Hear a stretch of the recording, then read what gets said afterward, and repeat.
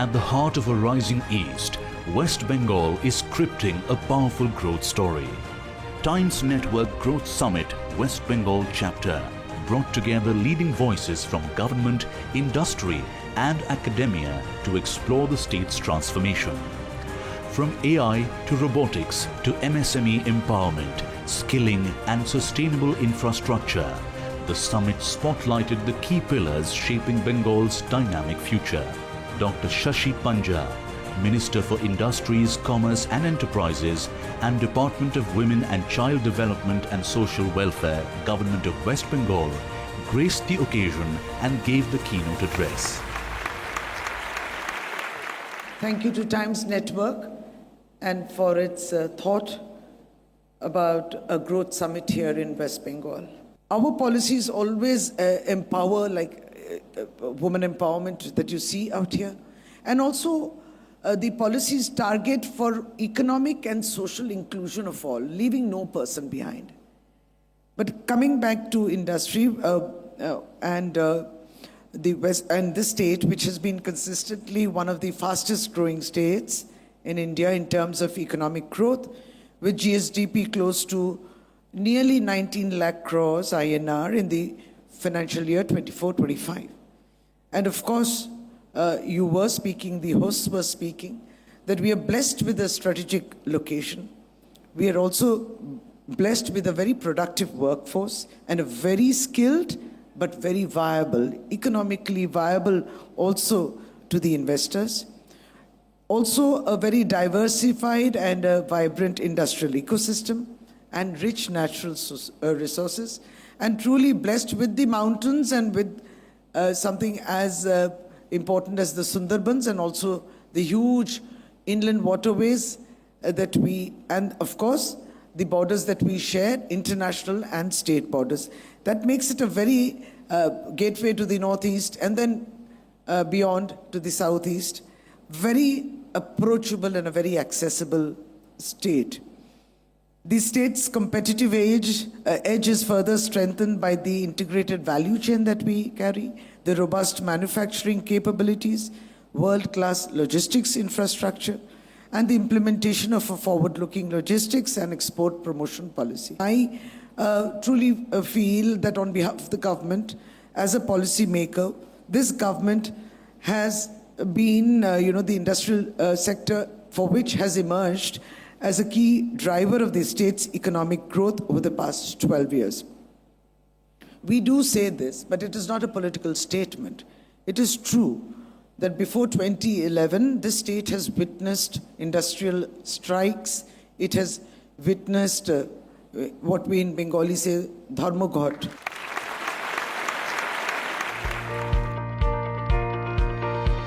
The summit also saw an important fireside chat on education for a future-ready workforce. Can I start by asking you, do you think we are producing youngsters that are ready for the workforce? See, we are known for the traditional Indian way of human resource development. But that system suffers from a number of inadequacies, and which is why now the focus is on developing educated and skilled workforce.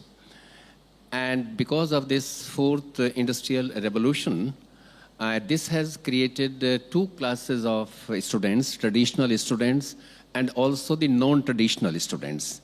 The Western world is coming up with tailor-made programs for these two sets of students. Traditional students are the students who are in the age cohort of 18 to 23 or 24, but the non-traditional students are those who have already entered into the world of work, but because of the artificial intelligence, emerging technologies, robotics, automation, adaptive testing techniques, they are finding themselves inadequate. And they wish to come back to the campuses for the purposes of reskilling themselves and upskilling themselves. And which is why, the leading institutions of the world are coming up with short-term, tailor-made programs for these students. That is the need of the hour. In our country, we have a very serious problem. If you compare our data with the data of countries like Germany and South Korea, wherein the educated and skilled workforce is of the order of 95% and 73% respectively. In India, we have only 5% trained, skilled workforce, which is creating a huge mismatch between the demand and supply. And therefore, we need to do a lot insofar as this is concerned. In terms of sector-wise development, where do you think we should be focusing upon? See, the issues of education are interconnected. They cannot be seen in isolation like any other social organizations. If we have to increase the access in higher education, then we have to diversify our campuses in terms of student population. And if we have to diverse our campuses in terms of student population, then we will have to come up with flexible learning pathways. And if we have to articulate flexible learning pathways, then we have to go in for subject-specific benchmarking of learning outcomes so that the children who are prepared by Jadavpur are as good as the children prepared by Shanti Niketan or by Burdwan or by Calcutta University. And if we have to overcome the disparities in academic attainments across the institutions, then we have to switch over from the conventional mode of teaching and learning to interdisciplinary mode of teaching and learning. And if we have to move over to interdisciplinary teaching and learning, then we have to scale up the abilities of the teachers so that they can provide differential treatments to the children coming from very diverse background. So in order to understand the nuances of education, I think we'll have to understand the interconnectivity across these different aspects of education, be it relating to school education or higher education. Ashish Beriwala, Director of SRMB Steel, spoke on transforming Bengal, infrastructure, investment and inclusive growth in an interesting fireside chat at the Growth Summit. Let's talk about what you think of the development in West Bengal.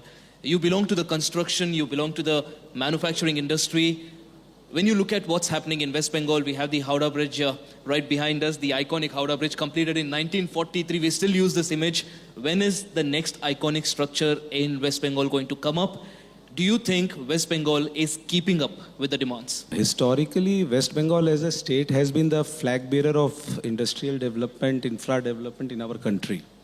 Even currently, West Bengal is ranked as one of the leading state economies in GSDP terms, as Honorable Minister already mentioned. So, yeah, there are a sizable number of projects, both central and state, which are undergoing. A lot of action in real estate space in terms of construction activity. In service sector, I would say one of the infra is also developing at quite a good pace. So yeah, West Bengal is continuing to be one of the leading state in terms of infrastructure, construction development in a holistic manner across the state. When you look at the sector, do you identify any particular gaps? Do you look at something and think as a businessman that, well, if we had partnered with the state government, if we had been innovative, this could have been filled? Do you identify any such gaps? I can only tell you that in a developing state or a developing cities, that the way our urban and tier 2 cities are expanding, no amount of infra development would be enough. So yeah, so you can say that greater infrastructural push in terms of ports, roadways, railway freights. Fortunately, we are in a power surplus state as it is. Continuing to put emphasis on all these aspects would be even better. Now, one of the things I wanted to talk to you about is how unique West Bengal is. And West Bengal is not just unique in terms of its culture, its heritage, but also unique in terms of the climatic and the geographical challenges. It's a very disaster-prone state. The infrastructure, the steel, the TMT, everything used also has to match that. What are you doing different at SRMB Steel? So, steel industry has evolved in terms of technology as per the demands of the construction industry, our core target segment. At SRMBs, I would say that our products, be it TMT bars or window sections, have evolved into higher seismic resilience products. Now it's more green steel that we manufacture. We are ESG certified. So technology has definitely kept up. By default, all products that we manufacture and a lot of the industry peers are manufacturing are greater seismic resilience so that the structures can come up to these environmental challenges, in be it floods or earthquakes or the climatic changes that we encounter. Technology has been evolving to cater to these challenges. You talk a lot about innovation. You talk a lot about all the new types of steel and TMT that's coming into the market. But is the workforce skilled enough? Do we have a pipeline of skilled workforce? Because at the end of the day, one thing that, for example, I don't want to talk about other countries, but one thing that separates us from China is the lack of skilled workforce. Is the government doing enough? Are companies like SRMB doing enough to ensure that there is a continuous supply of not just people who work, but people who are skilled? Let me tell you, since traditionally, we have had these technical and management universities and a lot of colleges in West Bengal. So the manpower supply by default due to this, for our industry, construction, be it or otherwise, has been quite, we did not need to go beyond Bengal in terms of, you can say, but though we have a very inclusive workforce in terms of manpower from various parts of the country, but Bengal has quite a sizable workforce which are skilled, suited to the needs of the industry. But everything can't be done by educational institutions. So the efforts has to be there from the industry also. So when a candidate is moving from the various educational institutions to guide them with regards to the intricacies of the industry. So the skilling beyond the general education or certification has to be taken up by the industry. At SRMB, I can speak about one initiative, which is Unnati, which is very satisfying for us, wherein we take regular mason trainings with regard to upskilling them. A lot of our masons do on-the-job training. So a lot of them have not gone through formal training. So it is very imperative that, we take them through these, and they cannot spare 6 months, 9 months or 12 months because they are kind of a daily bread earner also. So keeping those intricacies in mind, we have worked with training institutes to impart them shorter courses with regard to upskilling them and upskilling them with relevant construction practices for better seismic resilience also, because West Bengal is seismic zone 3. And we are not only doing now it in West Bengal, we have spread these initiatives beyond West Bengal. Absolutely. So from everything I've gathered from this session, there's a big push when it comes to the state government. There's a massive vision when it comes to the central government. And there's a lot of innovation when it comes to companies like SRMB Steel. But when is that going to transform into growth and we actually see results on ground? I think that's the question that we end this session with. Mr. Ashish, it's been a pleasure speaking to you. A big round of applause for Mr. Ashish from SRMB Steel. Thank you, sir. Vice Chancellor and Pro-Vice Chancellor of Sister Nivedita University was part of an interesting panel discussion on the academic growth and sporting excellence in the East.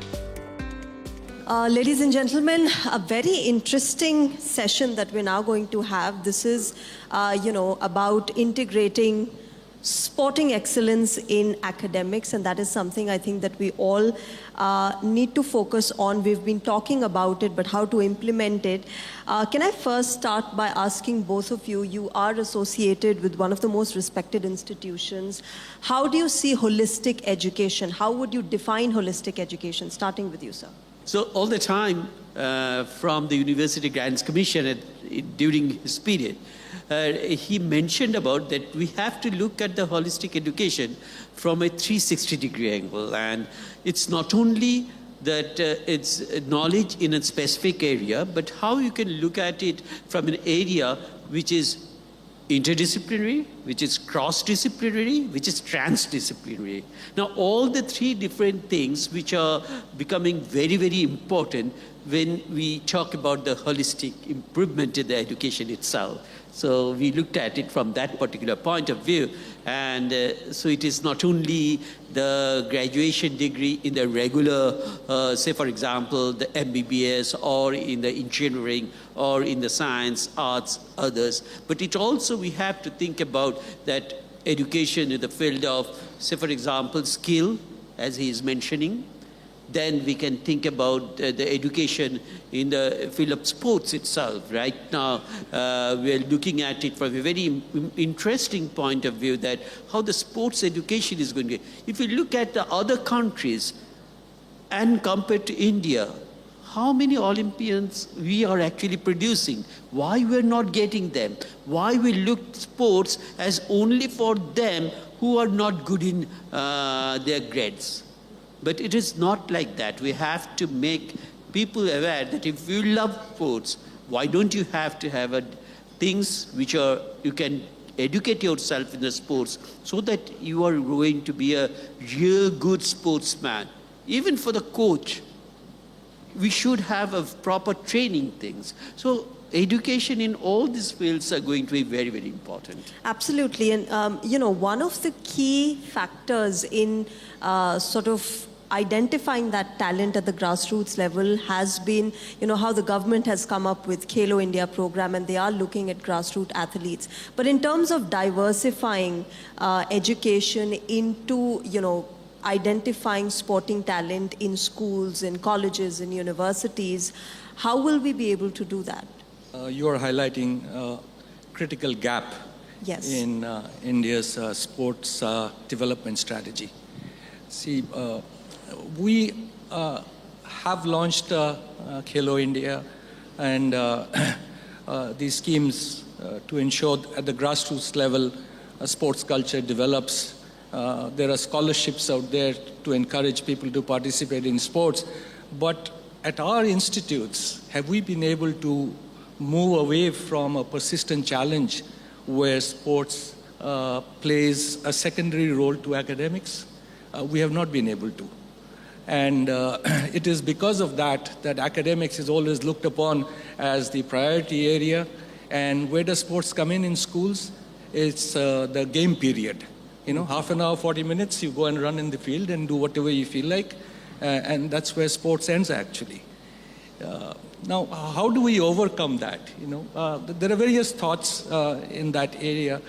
One of them is that there has to be strategic integration of athletics and sports in the curriculum. Just like you have science stream, commerce stream, there has to be for athletics and sports a separate stream. We have to have built in measurable outcomes for those who choose the sports stream, whether it is technique assessments, fitness goals, how they perform in competitions, the skill development milestones, all of that to ensure that those who have chosen to move into, let's say, the academic, the sports stream are actually on the right path and are fit to be in there, so that no one should fall through the cracks. There should be partnerships with the district sports bodies, state sports bodies, national training centers, that each institute should do it individually and not wait for the government or others to step in and to do. You need resource allocation. It just cannot be that sports or is extracurricular. It's part of the curriculum. You are one of the foremost pioneers of private universities in West Bengal. It's been one of the most recognized and respected institutions in the state. As far as your vision to take this forward is concerned, how would you describe it? National education policy actually opened up quite a bit of scope for implementing this particular long time due academia industry relationship into its reality. How? Because it gives us, it actually makes the students actually, why don't you have the internship during your, and whatever be your subject area, internship is going to be very important for you. And when you talk about internship, you think about that there are a lot of different scope for you to go for your creative thinking part, to nurture that. Absolutely. And on that hopeful note, we're going to end this session. Thank you very much to both of you, Professor Sen and Professor Chattopadhyay, for getting us this insight into how diversification in education is opening up. People are accepting, and hopefully, we'll have more and more youngsters come up in sports, and not just in sports, in different sectors, in different fields other than what we've traditionally seen in this country. Thank you very much to both of you. Thank you. Thank you. Thank you. The summit specially honored the lifelong contributions of Mrs. Sheila Evelyn Broughton, the Managing Trustee of Julian Educational Trust, celebrating the profound impact she made on society and the enduring inspiration she leaves for generations to come. Definition of intelligence has changed today. When you talk of intelligence, it's usually a conversation about artificial intelligence. And when there's a conversation about artificial intelligence, we talk of Bangalore, the startups, Hyderabad, the startups there as well, Chennai, the data centers there. Why doesn't West Bengal, particularly Kolkata, feature in the conversation? West Bengal has got a huge amount of talent. There's no doubt about it. But then again, it is important that we channelize the talent in the right direction.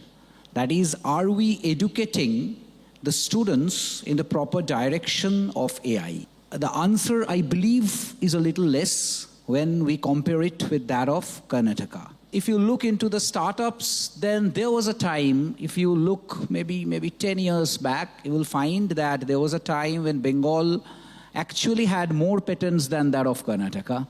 There was a year when there were, I remember, 158 patents were registered from West Bengal, and in the same year, Karnataka registered 143. If you go back to that same year or any year lesser or more, I exactly don't remember, there were around 2,000 registrations from West Bengal, and there were around 1,500 from Karnataka. But if you look into the figure last year, then last year Karnataka had roughly 3,000 registrations, whereas West Bengal had the same number, 2,000. Now, I really believe that if you have to have patents, if you have to have startups, then you need to be in the right direction where the world is progressing. You said that Karnataka has a large talent pool that focuses on AI. And interestingly, I am from Bangalore myself, and a lot of the top AI engineers I meet there are from West Bengal. Why are these engineers not staying and working in West Bengal? Do you think the ecosystem is not right? Do you think the government is not nudging things in the right direction? Where do you think the gap is? See, if you talk about an AI ecosystem, the very, very important order of the day is the collaboration between government, the private parties, and the universities. Now, this collaboration has not been I believe, it has been initiated a lot, but maybe some more steps can be taken from the government to initiate more collaboration between universities, private parties, the startups, and the industry, and the government. That can be done. Secondly, knowledge sharing and co-sharing is lesser in West Bengal. Now, I think you can relate. I don't know, many of you must have participated in discussions all across West Bengal and also across Karnataka. You will always find that when we are into a discussion, when we are into an industry-academia meet, when we are into an industry-academia government meet, you will find in Karnataka there will be always there will be all the startups participating over there, the big industry people coming up. That is lesser. That participation is lesser in Bengal. Whatever be the reason, maybe I'm failing to understand the reason. But I have seen, because I have participated in many programs in IISc, I have organized industry institute programs in IISc Bangalore and many other places across Karnataka. I have seen people participate a lot, and to understand the gap and to mitigate that gap, I specifically go to Bangalore and organize those programs because I can find the people taking more interest over there as compared to West Bengal. But then again, things are improving. It should not sound like my word should not sound totally like it is bad. It is not that bad. Things are improving in Bengal. People are taking interest. I can see many people listening to this with a lot of interest here also. So no doubt about it. But yes, it is there. The next session had a panel of experts decoding how MSMEs are the backbone of Bengal's economy. There are multiple digital platforms that are there in India, and especially when it comes to MSMEs and focusing on Tier 2 and Tier 3 city MSMEs. What do you think? How can these digital platforms empower the MSMEs? What are your viewpoints? See, the government of West Bengal, or for that matter any government, will have various schemes, various ways to help the MSME segment. As was pointed out, that the backbone of any economy, any state economy in India, in most of the states, is the MSME. And there are platforms, there are portals built, there are schemes built towards them. There always is a gap between what is the intention of the government and what actually reaches to the last mile, and for that there needs to be a certain amount of hand-holding, right? So when we look at portals like Udyam, we have portal like Shilpa Sati in West Bengal, we have portals like ONDC for e-commerce, right? These are from the government side. So first thing is more awareness campaigns to create awareness about these and how to use them, how to take benefit out of this, right from market access to logistics to capital access and so on and so forth. Similarly, there are private players who are helping these MSMEs to do their work better, from payments to credit access. Again, there are platforms from let's say, from accounting softwares to, there are so many fintech platforms which are doing lending to them. So the whole idea is there are platforms, and certain parts of the countries are using it much, much better, right? We need to see, are we up to the mark? So they are just ready to grab that. We just need to create the right amount of awareness and hand-holding. So do you think that there are schemes, there are policies that are really helping West Bengal MSMEs to thrive better? There are many schemes already in place by the government of West Bengal as of now. So there is Bangla Shri, there is Shilpa Sati that you mentioned, there are credit link policies, there are finance clinics that are already in place. But what we need to understand here is we need to launch targeted awareness campaigns where there are 7.5 GST payers in the state and 45.7 Udyam registrations. So there is this huge gap that needs to be overcome. Once that informality is dealt with, yes, we are going to have so much better output in terms of MSME upliftment or policies that would really matter. Yes, so that is one particular thing. Next, like you said, women entrepreneurs being the highest. It leads the country in terms of women-owned enterprises. But there also needs to be financial clinics and small ticket loans, small tenure loans, and other collateral-free access to capital so that they can take use of the advantage that the government is already providing to them. So that being the second one. Then there needs to be schemes for the STSCs, of course, and minority communities. Plus, I would say there would be sector-specific incentives. Like we have this huge population of people who are into the MSME peoples, who are into handlooms, who are into handicrafts, who are into leather industries. So this is one huge sector, again, where we need leveraging of their skills, workshops to upskill them, change of mindset as per financing is concerned so that they can set up their own enterprises and go ahead and use up the policies as they can. So yes, these are the few policy changes, or rather, I would say pivoting that needs to be done in terms of MSME policies in the state. When it comes to startups and MSMEs, do you still think, Raghav, that Bengal has the most favorable investment climate? And how do you foresee this growing? Your views on this? Yeah, thanks. So I think I've seen the startup climate in West Bengal from the last 12 years. When we first started the Angel Network, Calcutta Angels, we had to actually go out to the suburbs and outside Calcutta and get startups because there was no awareness of what a startup actually is and how to scale and how to get funding.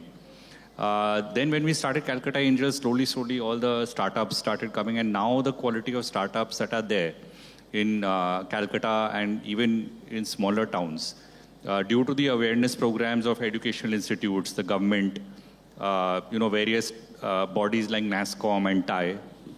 So the quality of entrepreneurs and startups is much better than what it was previously, and that is reflecting in the funding also that has been there in Calcutta for the last 5 odd years.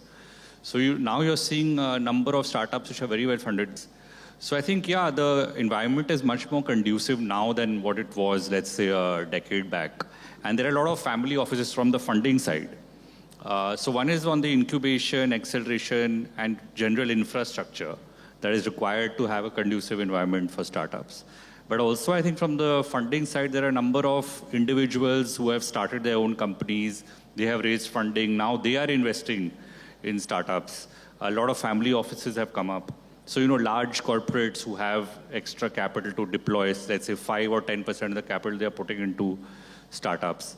And then, of course, corporates themselves. So both on the individual, corporate, and family office side, there's enough capital now chasing. And on the incubation acceleration, there's enough of sandboxes that are existing. So it's just that entrepreneurs now have to take advantage of both these and have a long-term vision in mind and not see that I'm going to earn money in 3 to 5 years and exit and make. So that cultural mindset, that shift is what is required now. Definitely we will make MSMEs all the more better, and they will definitely help in improving all the more Bengal's economy. Thank you so much for your time. The summit also had an interesting panel discussion around skilling East India with focus on AI. Can I start with you, Mr. John, and understand from you that education has been evolving, and therefore how do you see, future skills such as AI being relegated to those areas and those students who perhaps don't have that kind of an infrastructure, that kind of a reach at the moment? AI as an evolving technology that is very soon taking a good shape in the school education level. It has brought a lot of challenges. School curriculum has not developed.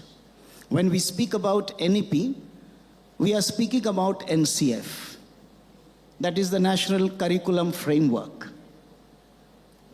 The framework has been made, but no guidelines have been given as such where we can integrate AI into our curriculum, because no such curriculum has been developed yet.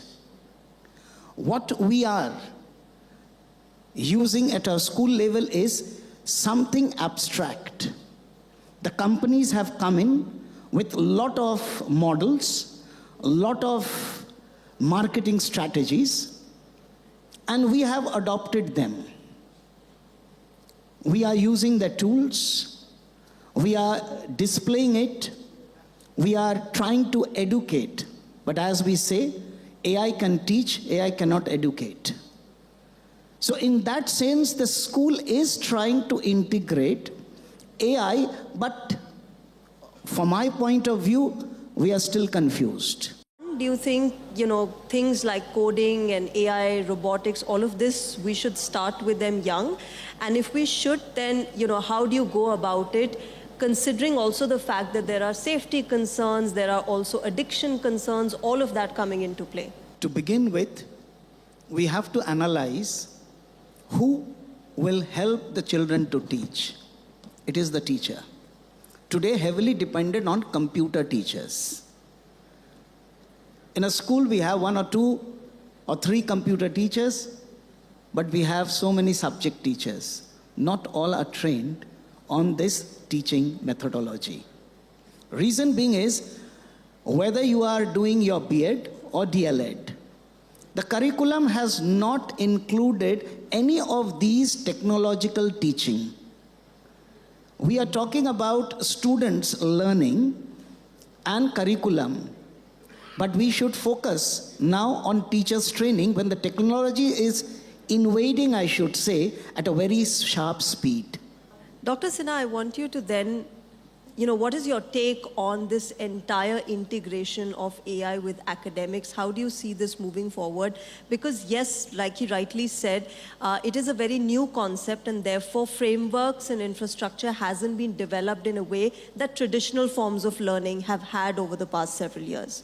One example which comes in my mind after hearing what Sir says, if you look at the class, it has got a very diverse students and all have their own way of learning. So definitely one thing what this AI can do is that it can to some extent personalize the learning.